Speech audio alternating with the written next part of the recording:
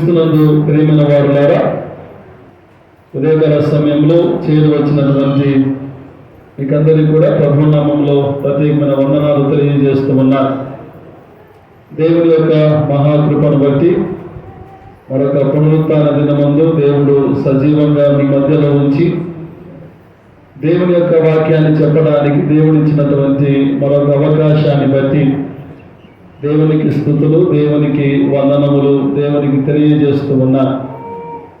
ప్రియమైన వారులారా, మరి కడవరి దినాలలో ఉన్నటువంటి మనము చాలా జాగ్రత్తగా మనము ఉండాలి. కారణం ఏంటి అంటే, అపవాది మన మీద చాలా రకాలుగా దాడి చేస్తూ ఉంది. అపవాది నుండి మనల్ని మనము కాపాడుకోవాలి. మరి అపవాది నుండి మనల్ని మనము కాపాడుకోవాలి అంటే మనం ఏం చేయాలి? అపవాది నుండి మనము అపవాది మీద విజయం సాధించాలి అంటే మనము చేయవలసినటువంటి కొన్ని పనులు ఏంటి? మనం చదవబడినటువంటి ఈ వాక్య భాగాలలో మనము చూస్తే, మరి ఎలీషా నుండి ఏలియా ఆరోహణమైనట్టుగా మనము చూస్తూ ఉన్నాము.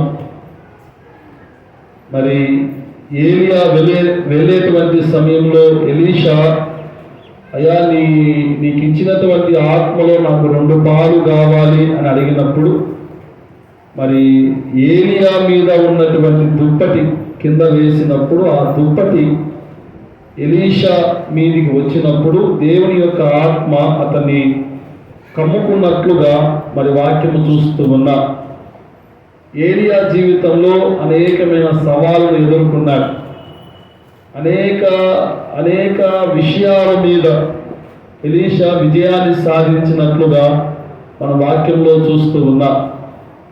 మనము చదువుకున్నటువంటి పత్రికా వాక్య భాగంలో కూడా మీరు ప్రార్థన చేస్తూ మెలకువగా ఉండండి, అపవాదిని జయించండి అనేటువంటి మాటలు మనం పత్రికల్లో కూడా మనం చూస్తూ ఉన్నాం. సువార్త భాగంలోనికి వచ్చేసరికి ఆదరణకర్త గురించి అక్కడ వ్రాయబడి ఉంది. ఆదరణకర్త మీ మధ్యలోనికి వస్తాడు. మరి ఈ విషయాలు మీకు తెలియపరుస్తూ ఉన్నా. ఆదరణకర్త మీ మధ్యలోనికి వచ్చినప్పుడు మీరు పాపముల గురించి ఒప్పుకునేలా చేస్తాడు అనేటువంటి ఆ విషయాలు మరి యోహాను సువార్త ద్వారా దేవుడు మనకు నేర్పుతూ ఉన్నారు. ప్రియమైన వారులారా, సాతాను మీద మనము విజయాన్ని సాధించాలి.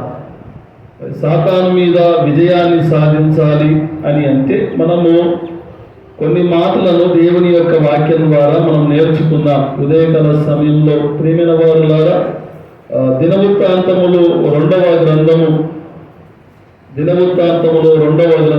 20వ అధ్యాయము 1వ వచనాన్ని మనము చదువుకుందాం. ఇది అయిన తర్వాత మోయాబీయులను, అమోనీయులను, మోయోనీయులలో కొందరు దండెత్తి యెహోషాపాతు మీదికి వచ్చి, ఇది అయిన తర్వాత అంటే ఏది అయిన తర్వాత అని అంటే, ఇశ్రాయేలు ప్రజలు స్థిరపడిన తర్వాత, ఇశ్రాయేలు ప్రజలు దేవుని యొక్క ఆశీర్వాదాలు పొందుకున్న తర్వాత, ఇశ్రాయేలు ప్రజలు దేవుని మీద ఆధారపడిన తర్వాత, అంటే దేవుని పిల్లలు స్థిరపడిన తర్వాత, స్థిరపడినటువంటి ఆ ప్రజల మీదికి శత్రువులు దాడి చేస్తూ ఉన్నారు. ఎవరెవరు అని అంటే, మోయాబీయులను, అమోనీయులను, మోయోనీయులలో కొందరు దండెత్తి, అంటే వీళ్ళందరూ కలిసి ఇశ్రాయేలు జనాంగం మీదికి దండెత్తి యుద్ధానికి వస్తా ఉన్నారు. వాళ్ళందరికీ రాజు ఎవరు అంటే యెహోషాపాతు, వాళ్ళందరికీ రాజు.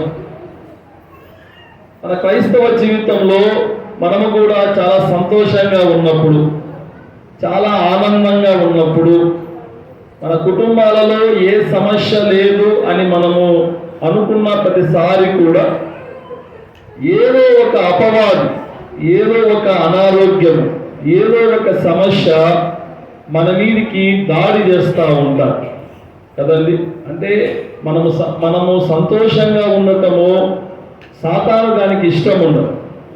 మనము ఆనందంగా ఉండటము సాతాను దానికి ఇష్టము ఉండదు. కాబట్టి మనుషులు అంటే దేవుని యొక్క పిల్లలు సంతోషంగా ఆనందంగా ఉన్నప్పుడు వారు చాలా రకాలుగా మన మీద దాడి చేస్తూ ఉంటారు. ఇక్కడ కూడా మరి ప్రజలందరూ కూడా సంతోషంగా ఉన్నప్పుడు దాదాపుగా ఈ 3 దేశాలు, 3 రాజ్యాలు, మోయాబీయులు, అమ్మోనీయులు, మోయోనీయులు, చాలా పెద్ద రాజ్యాలు యెరూషలేము అంటే యెహోషాపాతు మీదికి దండెత్తి వచ్చినప్పుడు ఏమి జరిగింది?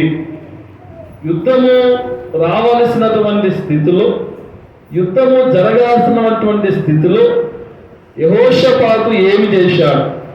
ప్రేమైన వారులారా, శత్రువులందరి మీద యెహోషాపాతు ఏ రీతిగా విజయాన్ని సాధించాడు?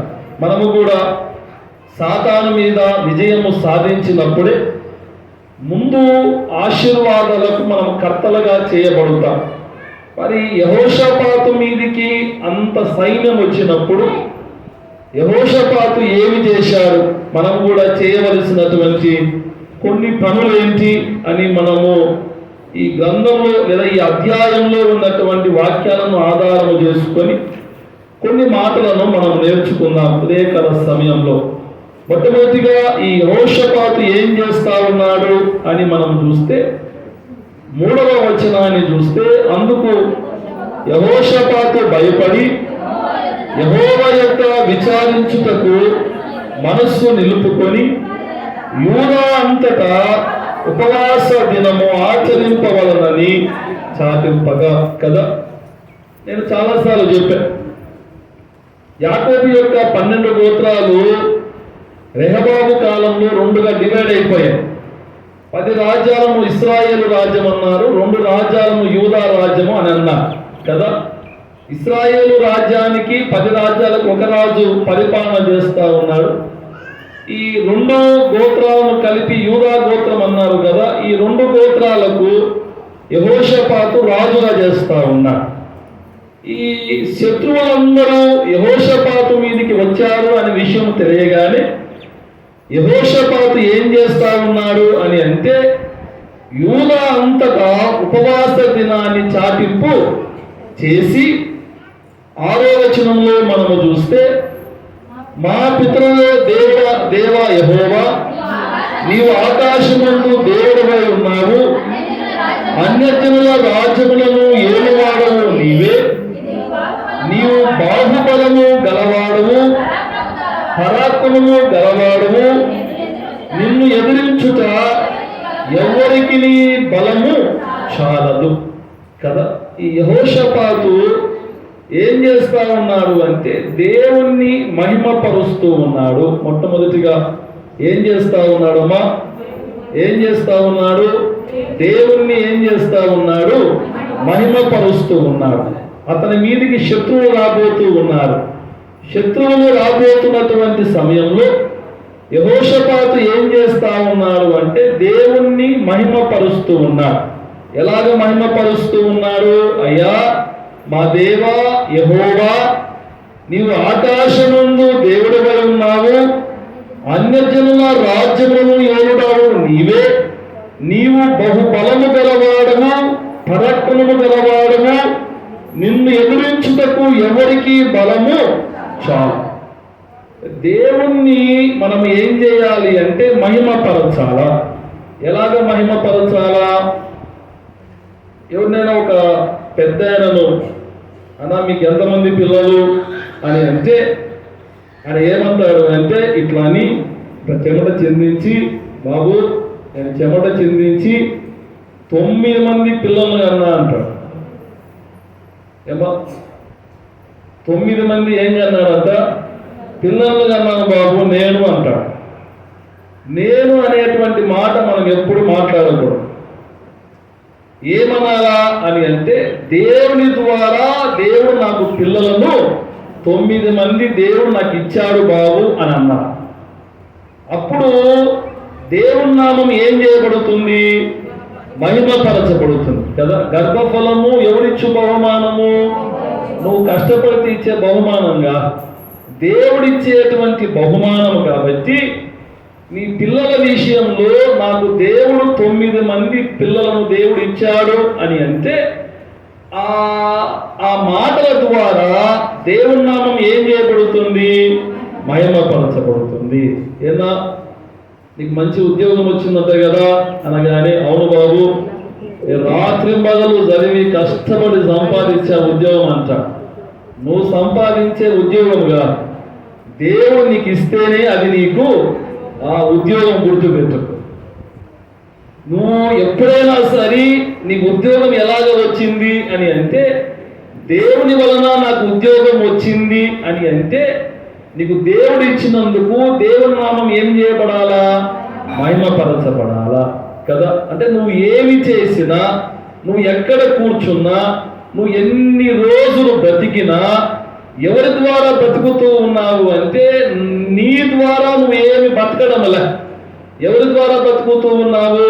దేవుడు నిన్ను బ్రతికిస్తా ఉన్నాడు. కాబట్టి నువ్వు దేవుని నామాన్ని ఏం చేయాలి అంటే మహిమపరచబడాలి. ఇక్కడ యెహోషాపాతు మీదికి దండెత్తి యుద్ధానికి రాగానే యెహోషాపాతు ఏమంటా ఉన్నాడు అంటే, అయ్యా నువ్వు ఆకాశమున్న గొప్ప దేవుడవు, నీకు బాహుబలము గల దేవుడవు, నీవు పరాక్రమము గల దేవుడవు, నీకు ఎదురుగా నిలబడితే నీకు ఎవరు కూడా ఎదురుగా నిలబడలేరు, అంత శక్తి గల నామము అని యెహోషాపాతు ఏం చేస్తా ఉన్నాడు అంటే దేవుని నామాన్ని మహిమపరుస్తూ ఉన్నాడు. ప్రియమైన వారులారా, నువ్వు నేను దేవుని నామాన్ని తప్పకుండా మహిమపరిచే వారముగా మనము ఉండాలా. చూడండి, లూకా రాసిన సువార్త 5వ అధ్యాయము. లూకా రాసిన సువార్త 5వ అధ్యాయం 23వ వచనము 24వ వచనాన్ని చదువుకుందాం. నీ పాపములు క్షమింపబడి ఉన్నవని చెప్పుట సులభమా? నీవు లేచి నడువమని చెప్పుట సులభమా? అయితే పాపములను క్షమించుటకు భూమి మీద మనుష్య కుమారునికి అధికారము కలదని మీరు తెలుసుకొనవలెను అని వారితో చెప్పి, పక్షవాయువు గలవారిని చూచి నీవు లేచి నీ మంచం ఎత్తుకొని నీ ఇంటికి వెళ్ళమని నీతో చెప్పుచున్నాను అనేలో కదా. యేసు ప్రభుల వారు ఆయన వీధుల గుండా సువార్తను ప్రకటించేటువంటి సమయంలో ఒక వ్యక్తి పక్షవాయువుతో బాధపడుతూ ఉన్నారు. యేసు ప్రభుల వారు కనబడగానే, అయ్యా నాకు పక్షవాయువు ఉంది, నన్ను స్వస్థపరచు అనగానే యేసు ప్రభుల వారు ఏమన్నారు అని అంటే, నాయనా నువ్వు లేచి నీ మంచం ఎత్తుకొని ఇంటికి వెళ్ళు అనగానే 25వ వచనాన్ని మనం చూస్తే, వెంటనే దేవుడు చెప్పినటువంటి వెంటనే వారు ఎదుట లేచి తాను పండుకొని ఉన్న మంచం ఎత్తుకొని దేవుని మహిమపరచుచు ఇంటికి వెళ్ళెను కదా. పక్షవాయువు రోగంతో బాధపడుతూ ఉన్నా. దేవుణ్ణి అడగగానే దేవుడు ఏం చేశాడు? ఆయన నువ్వు లేచి నీ మంచాన్ని ఎత్తుకుని ఇంటికి వెళ్ళు అనగానే వెంటనే ఈ వ్యక్తి ఏం చేశాడు అంటే మంచాన్ని ఎత్తుకొని దేవుణ్ణి మహిమపరచుచు ఇంటికి వెళ్ళెను. దేవుణ్ణి మహిమపరచుచు అంటే ఏంటి అర్థము అంటే, నాకున్నటువంటి పక్షవాయువు దేవుడు స్వస్థపరచెను అని చెప్పుకుంటూ తన ఇంటికి వెళ్ళాడు కదా. అంటే మనము అన్ని విషయాలలో కూడా దేవుణ్ణి ఏం చేయాలమ్మా? మహిమపరచాలి. నీ బలము కాదు, నీ శక్తి కాదు, నీ ఉద్యోగము కాదు, నీ యొక్క అంతస్తులు కాదు, నీ యొక్క అధికారము కాదు. దేవుడు తన ఉచితమైన కృప చొప్పున నువ్వు నేను ఇక్కడ ఈ ఆలయంలో నిలబడి ఉన్నాము. అందును బట్టి మనం దేవునికి ఏం చెల్లించాలా? స్తుతులు చెల్లించాలా. నీ మాటల ద్వారా దేవుడు ఏం చేయబడాలి అంటే మహిమపరచబడాలా కదండి. చాలా మంది ఉద్యోగం రాగానే ఆ ఉద్యోగాన్ని బట్టి గర్వపడతారు, దేవుని మహిమపరచక. ఇక్కడ కూడా ఒక వ్యక్తి ఏం చేస్తా ఉన్నాడు చూడండి. దేవుడు తనకిచ్చినటువంటి చక్కని తలాంతును బట్టి దేవుణ్ణి మహిమపరచనందున ఏమి జరిగిందో ఒక వాక్యాన్ని మనము జ్ఞాపకము చేసుకుందాం. అపోస్తల కార్యములు 12వ అధ్యాయము 20వ వచనము 21వ వచనాన్ని మనము చదువుకుందాం. కురేనీయుల మీదను సిదోనీయుల మీదను అతనికి అత్యాగ్రహము కలిగించినందున వారు ఏక మనస్సుతో రాజు వద్దకు వచ్చి అంతఃపురమునకు పై విచారణకర్తలకు బ్లాస్తును తమ పక్షమున చేసుకొని సమాధాన పడవలనని వేడుకొనిరి. ఎందుకనగా రాజు యొక్క దేశము నుండి వారి దేశమునకు గ్రాసము వచ్చుచుండెను. నియమింపబడిన దినమందు హేరోదు రాజవస్త్రములు ధరించుకొని న్యాయపీఠం మీద కూర్చొని వారి ఎదుట ఉపన్యాసము చేయగా జనులు ఇది దైవ స్వరమే గాని మానవ స్వరము కాదని కేకలు వేసే. ప్రేమైన వారి ద్వారా కొంతమంది హేరోదు వద్దకు వచ్చారు. దేనికోసము అని అంటే వారి దేశంలో అన్యాయం జరుగుతూ ఉంది. వారి దేశంలో సుంకము వసూలు చేసిన వారికి అత్యధికమైనటువంటి సుంకం మరలా వారి మీదకి వేస్తా ఉన్నారు. కాబట్టి న్యాయం కోసం ఎవరి దగ్గరికి వచ్చారు అని అంటే హేరోదు యొక్కకు వచ్చారు. హేరోదు ఏం చేశారు అని అంటే రాజవస్త్రాన్ని ధరించుకొని న్యాయపీఠం మీద కూర్చొని వారికి ఉపన్యాసము చేయగా వాళ్ళందరూ హేరోదుకు ఉన్నటువంటి జ్ఞానాన్ని చూసి ఆశ్చర్యపోయారు. ఇది దైవ స్వరమే గాని మానవ స్వరము కాదు అని హేరోదుతో మాట్లాడుతూ ఉంటే హేరోదు ఏమనాలా? నాయనా, ఇది నా స్వరము కాదు, దేవుని స్వరమే. కాబట్టి మీరు ఏదైనా స్తుతులు చెల్లించాలన్నా ఎవరినైనా మహిమపరచాలన్నా నన్ను కాదు చెల్లించాల్సింది, దేవుడికి చెల్లించాలా అని చెప్పాల్సినటువంటి హేరోదు రాజు వాళ్ళు పొగుడుతా ఉంటే సంతోషపడ్డారంట.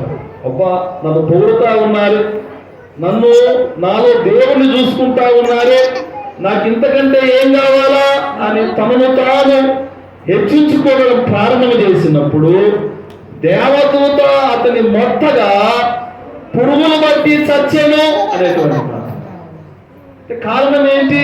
దేవుని మహిమపరచలేదు. దేవుడు హేరోదుకు అంత మంచి జ్ఞానం ఇచ్చినప్పుడు ఆ జ్ఞానాన్ని బట్టి హేరోదు ఏం చేయాలా? దేవుణ్ణి మహిమపరచాలి. దేవుణ్ణి మహిమపరచనందున ప్రేమైన వాళ్ళ ద్వారా దేవదూత వచ్చి అతను మొత్తగా పురుగులు బట్టి చచ్చెను అనేటువంటి మాట కదా. చాలాసార్లు మనం చూస్తా ఉన్నాం. ఈ చనిపోయినటువంటి వ్యక్తులను భూస్థాపన చేసేటప్పుడు ఏం చేస్తారంటే ఉప్పు చల్లుతారు, పైన కింద ఉప్పు చల్లుతారు. అంటే మనిషి చచ్చిపోయినా ఒక 2-3 రోజుల దాకా ఏం పట్టకూడదమ్మా? పురుగు పట్టకుండా ఉండటానికి ఉప్పు చల్లుతారు. ఇక్కడ ఏం జరుగుతా ఉంది అంటే మనిషి బ్రతుకుండగానే ఏం బడి తెచ్చాడంట? పురుగులు బడి తెచ్చాడు. దేవుని మహిమపరచకపోతే ప్రియమైన వారులారా దేవుని యొక్క శాపం మన మీదకి వస్తుంది. దేవుణ్ణి మనం ఏం చేయాలా? మహిమపరచబడాలి. నీకు పిల్లలు పుడితే దేవుని ద్వారా నాకు కలిగినటువంటి పిల్లలు అని అన్నాను. నీకు ఉద్యోగం ఇస్తే ఇది దేవుని ద్వారా కలిగినటువంటి ఉద్యోగము అనాలి. నీకు జీతము దేవుడు ఏర్పాటు చేస్తే ఈ జీతము దేవుని ద్వారా నాకు దేవుడు ఇచ్చాడు అని నువ్వు దేవుణ్ణి అన్ని విషయాలలో కూడా నువ్వు ఏం చేయాలా? దేవుణ్ణి మహిమపరచాలా. దేవుణ్ణి మహిమపరచకపోతే దేవుని యొక్క ఉగ్రత నీ మీదికి నీ కుటుంబాల మీదికి వస్తుంది అనేటువంటి విషయము మరి దేవుడు జ్ఞాపకం చేస్తూ ఉన్నారు. ప్రియమైన దేవుని బిడ్డలారా, ఇక్కడ యెహోషాపాతు ఏం చేశాడు అని అంటే మొట్టమొదటిగా దేవుణ్ణి మహిమపరిచాడు కదండి. మనం కూడా అన్ని విషయాలలో దేవుణ్ణి మహిమపరిచే వారముగా మనం ఉండాలా. ఒకటి. రెండవదిగా మనము చూస్తే ప్రేమైన దేవుని బిడ్డలారా, దినవృత్తాంతములు 2వ గ్రంథము 20వ అధ్యాయము 12వ వచనాన్ని మనము చదువుకుందాం. మా దేవా, నీవు వారికి తీర్పు తీర్చవా? మా మీదికి వచ్చు ఈ గొప్ప సైన్యముతో యుద్ధము చేయుటకును మాకు శక్తి చాలదు, ఏమి చేయుటకును మాకు తోచదు, నీవే మాకు దిక్కు అని ఏం చేశారంట? ప్రార్థన చేశారు. యెహోషాపాతు రాజు కదండి కదా. రాజు పక్కన చాలా మంది మంత్రులు ఉంటారు కదా, చాలా మంది సైనికులు ఉంటారు కదా. వాళ్ళందరినీ పక్కన పెట్టేసి యెహోషాపాతు ఏమంటా ఉన్నాడు అంటే, అయ్యా ఇదిగో ఈ గొప్ప సైన్యము నుండి విడిపించటానికి నీవే మాకు దిక్కు అని ప్రార్థన చేశాడు. ఒకవేళ నీకు భార్య ఉన్నా, నీకు భర్త ఉన్నా, నీకు పిల్లలు కలిగి ఉన్నా, నీ పిల్లలు నీకు ఎప్పుడు ఆధారము కాదు, నీ భర్త నీకు ఎప్పుడు ఆధారము కాదు, నీ భార్య నీకు ఎప్పుడు ఆధారము కాదు. మీకందరికీ ఒక దేవుడు ఉన్నాడు. ఆ దేవుణ్ణి మీరు ఆధారము చేసుకో. ఎవరైనా మన ప్రభు అయినా యేసుక్రీస్తు ప్రభుల వారు.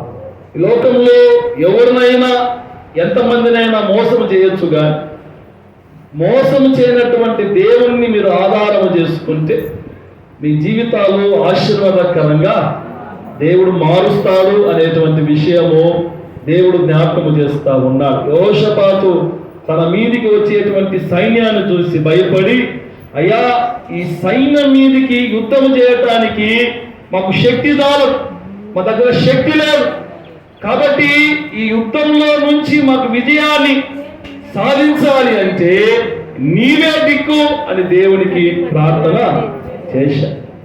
క్రీస్తునందు ప్రేమైన వారులారా, జాజి ముల్లర్ అనేటువంటి ఒక భక్తుడు ఉన్నాడు.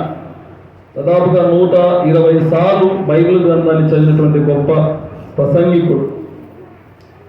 ఈ జాజి ముల్లర్ అనేటువంటి భక్తుడు ఒక ప్రక్క సువార్తను ప్రకటిస్తూ, మరొక ప్రక్క అనాథాశ్రయాన్ని ఏర్పాటు చేసి, ఈ తల్లిదండ్రులు ఆడపిల్ల పుట్టగానే పొదట్లో దాంట్లో దీంట్లో వదిలిపెట్టి వెళ్ళిపోయేవారు. వాళ్ళందరినీ అక్కున చేర్చి వాళ్ళకందరికి భోజనాలు ఏర్పాటు చేస్తూ, వాళ్ళకందరికి బట్టలను ఏర్పాటు చేస్తూ వాళ్ళను పెంచటము ప్రారంభం చేశారు. ఒకరు ఇద్దరితో ప్రారంభించబడినటువంటి ఆ అనాథాశ్రయము దాదాపుగా 1200 పిల్లలతో అనాథాశ్రయం మునిగిపోయింది.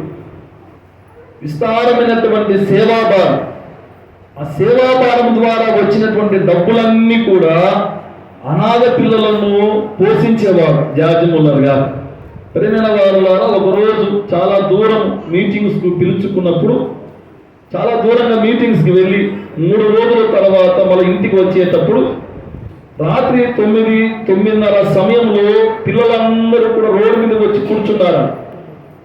ఆ పిల్లలను చూడగానే ఈయనకు చాలా బాధ వేసింది. ఈ టైంలో పిల్లలు నిద్రపోవాలి కదా, ఎందుకు రోడ్డు మీదకి వచ్చారు అని ఆయాను పిలిచి అడగగానే, అయ్యా మధ్యాహ్నానికి భోజనాలకు బియ్యం అయిపోయాయి, పిల్లలకు సాయంత్రము చేసుకోవటానికి ఏమీ లేవు, మరి మీకు ఫోన్ చేద్దామంటే మీరు ఫోన్ తీసుకుని వెళ్ళరు, పిల్లలకు ఎక్కడి నుంచి భోజనాలు తీసుకుని రావాలా, పిల్లలంతా సాయంత్రం నుంచి నీకోసము ఎదురు చూస్తా ఉన్నా. ప్రేమైన వారులారా, ఆ మాట చెప్పగానే ఎవరితో ఏం మాట్లాడలే ఆ వ్యక్తి. జార్జ్ ముల్లర్ అనేటువంటి భక్తుడు లోపలికి వెళ్ళి తలుపు వేసుకొని 1 గంటన్నర సేపు దేవునికి ప్రార్థన చేసి బయటికి వచ్చాడు.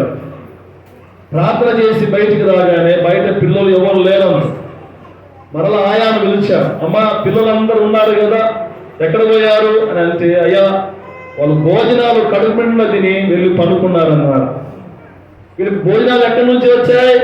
నువ్వు రూమ్లోకి వెళ్ళి ప్రార్థన చేస్తా ఉన్నప్పుడు పక్కన వీధిలో ఒక పెళ్లి జరుగుతా ఉంది. ఒకడు అందరు నీళ్లు పోస్తూ ఒక మీద నీళ్లు పోసాడంట పెళ్లిలో. వాడు నా మీద నీళ్ళు పోశారని గొడవ పెట్టుకొని, అందరితో గొడవలు పెట్టుకొని పెళ్లి క్యాన్సిల్ చేసి వెళ్ళిపోయారయ్యా. పెళ్లి క్యాన్సిల్ కాగానే ఎవరు బంధువులు వాళ్ళ ఇళ్ళకు వెళ్ళిపోయారు. వాళ్ళ కోసం చేసిన భోజనాలన్నీ వేస్ట్గా ఉండిపోయాయి. ఆ పెళ్లి విందు యజమానుడు ఏమన్నాడు అంటే, నాయన ఈ భోజనాలన్నీ పక్కన అనాథలు ఉన్నారు నాయన, వాళ్ళు పంపి అనగానే 2 డేషన్ నిండా అన్నము, పప్పు, సాంబార్ అన్నీ కూడా మన హాస్టల్ కాడికి వచ్చాయి. పిల్లలు తృప్తిగా తిని నిద్రపోతా ఉన్నారు కదా. జార్జ్ ముల్లర్ అనేటువంటి భక్తుడు దేవుని మీద ఆధారపడ్డాడు. అంటే కష్ట సమయంలో, నష్ట సమయంలో ఎవరిని ఆశ్రయించక, ఎవరిని నమ్మక తను చేసినటువంటి గొప్ప పని ఏంటి అంటే దేవునికి ప్రార్థన చేయటము. ప్రియమైన దేవుని బిడ్డలారా, మనకు ఏదైనా అవసరత వచ్చినప్పుడు పరిగెత్తుతాం, ఏదైనా అక్కర వచ్చినప్పుడు మనం పరిగెత్తుతాం, ఏదైనా అనారోగ్యం వచ్చినప్పుడు మనం పరిగెత్తుతాం, ఏమి చేయాలి మనకు తోచదు. కానీ ఎవరు కూడా దేవుని యొద్దకు రారు కదా. ఎక్కడెక్కడికో పరిగెత్తుతాము కానీ దేవుని దగ్గరికి వచ్చి దేవునికి ప్రార్థన చేద్దాము, దేవునికి మన యొక్క అవసరం దేవుడు చెప్పుదాము అనేటువంటి ఆలోచన చాలా మందికి రాదు. ప్రేమైన వారులారా, ఉదయకాల సమయంలో దేవుని యొక్క మాటలు వింటున్నటువంటి మనమందరము కూడా ఏ అవసరత వచ్చినా, ఏ అక్కర వచ్చినా, ఏ సమస్య వచ్చినా, ఏ అనారోగ్యం వచ్చినా నువ్వు మొట్టమొదటిగా దేవుని దగ్గరికి వచ్చి, నువ్వు రెండవదిగా మిగతా వాళ్ళ దగ్గరికి వెళ్ళు. దేవుని దగ్గర సహాయం రాకపోతే వెళ్ళు. దేవుని దగ్గర నుండి నీకు సహాయం వస్తే ఎవరి దగ్గరికి వెళ్ళాల్సిన అవసరము లేదు అని గుర్తుపెట్టు. అంటే నువ్వు మొట్టమొదటిగా ఎవరి దగ్గరికి రావాలి అని అంటే దేవుని దగ్గరికి నువ్వు రావాలి. యెహోషాపాతు ఏం చేశాడు అని అంటే దేవుని నామాన్ని మహిమపరిచి, రెండవది దేవునికి ప్రార్థన చేయటము ప్రారంభము చేశాడు. అంత మాత్రమే కాకుండా ప్రేమైన వారులారా, ఆ వ్యక్తి చేసినటువంటి మరొక పని ఏంటి అని మనం వాక్యంలో మనము చూస్తే చూడండి. దినవృత్తాంతములు 2వ గ్రంథము 20వ అధ్యాయము 15వ వచనాన్ని మనము చదువుకుందాం. యూదావారులారా, యెరూషలేము కాపురస్తులారా, యెహోషాపాతు రాజా, మీరందరూ ఆలకించుడి.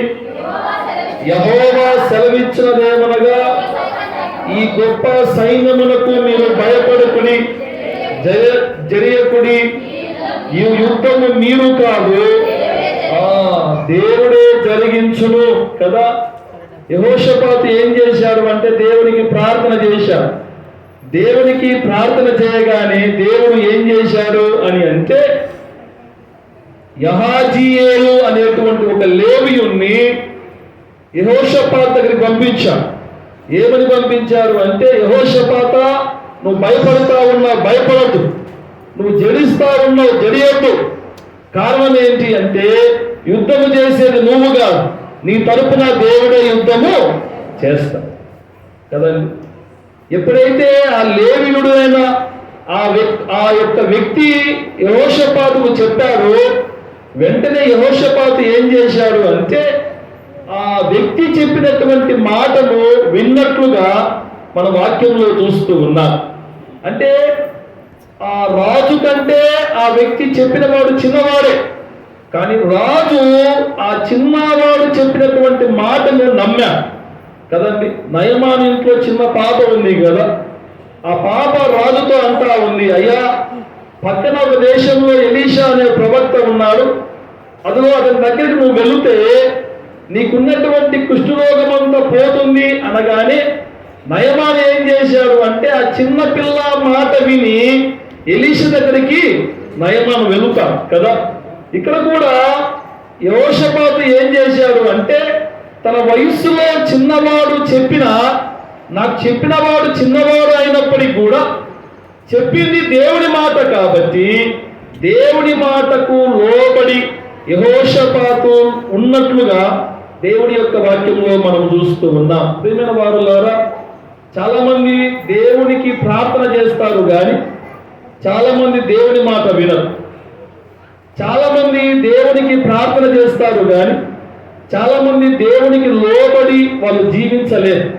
కానీ మన జీవితంలో దేవుడు గొప్ప ఆశ్చర్యకరమైనటువంటి అద్భుతాలు చేయాలి అని అంటే ప్రార్థన చేస్తే సరిపోదు.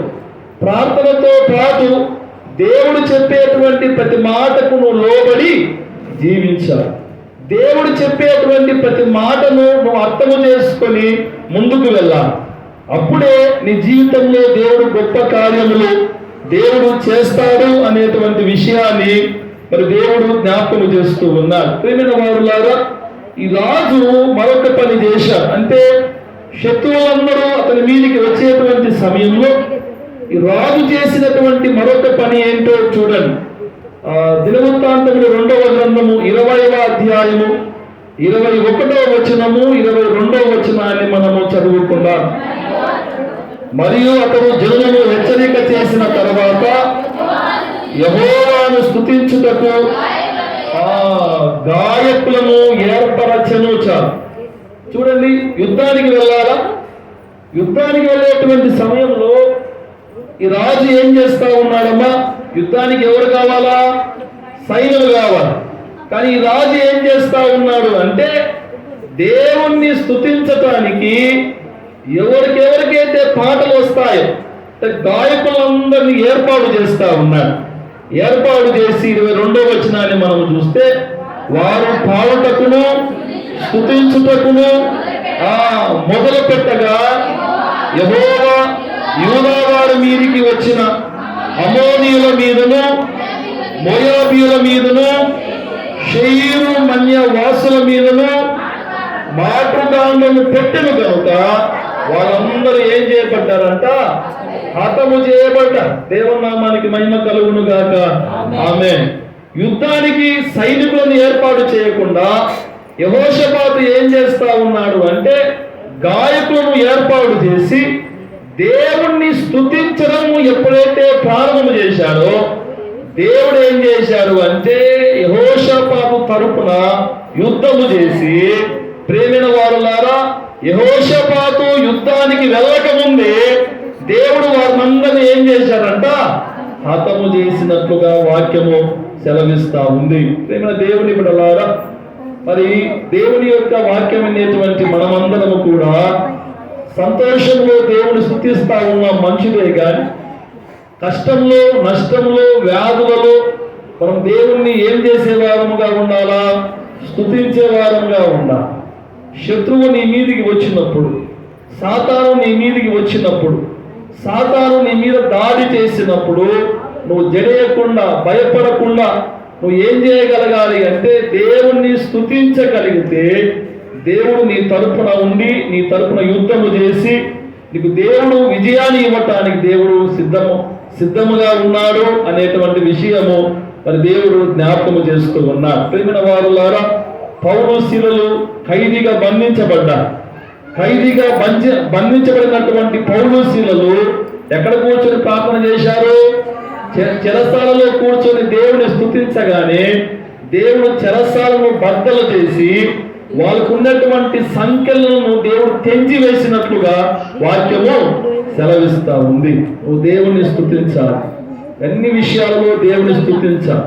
నష్టాలలో, సంతోషాలలో, బాధలలో, ఆనందాలలో నువ్వు దేవుణ్ణి ఎప్పుడైతే స్తుతిస్తావో నీకున్నటువంటి పాప బంధకాలను దేవుడు తుంచి నిన్ను దేవుడు స్వాస్థముగా, అంటే దేవుడు నీకు చూపించేటువంటి స్వాస్థమైనటువంటి ఆశీర్వాదాలకు నేను వారసులుగా చేయటానికి దేవుడు సిద్ధంగా ఉన్నారు అనేటువంటి విషయాన్ని జ్ఞాపకం చేసుకుంటూ, ప్రేమైన వారులారా, యెహోషాపాతు 4 విషయాలు చేశాడమ్మా. ఏంటి ఆ విషయాలు? 4 విషయాలు అని అంటే, ఒకటి, దేవుణ్ణి మహిమపరిచాడు. రెండవది, నీవే దిక్కు అని దేవునికి ప్రార్థన చేశాడు. మూడవది ఏం చేశాడమ్మా? ఏం చేశాడు? మూడవది ఏం చేశాడు? సేవకుడు చెప్పినటువంటి మాటకు లోబడి ఉన్నాడు. నాలుగవది ఏం చేశాడు అంటే దేవుని నామాన్ని స్తుతించాడు. ఎప్పుడైతే ఈ 4 చేశాడో శత్రువుల మీద యెహోషాపాతుకు దేవుడు విజయాన్ని ఇచ్చాడు. మరి నీకు నాకు సాతాను మీద విజయం సాధించాలి అంటే మనము కూడా ఈ 4 పనులు చేస్తూ సాతాను మీద మన విజయం సాధించినట్లయితే దేవుని ఆశీర్వాదాలు మనకందరికీ దేవుడు అనుగ్రహించడానికి సిద్ధంగా ఉన్నారు. మరి అటువంటి ఆశీర్వాదాలతో మీరందరూ నింపబడి సంతోషంగా ఆనందంగా ఉండాలని ప్రభు పేద నేను మనవి చేస్తూ కృప పరిశుద్ధాత్మ దేవుడు మనకు, మన సంఘానికి, మన కుటుంబాలకు అనుగ్రహించును గాక.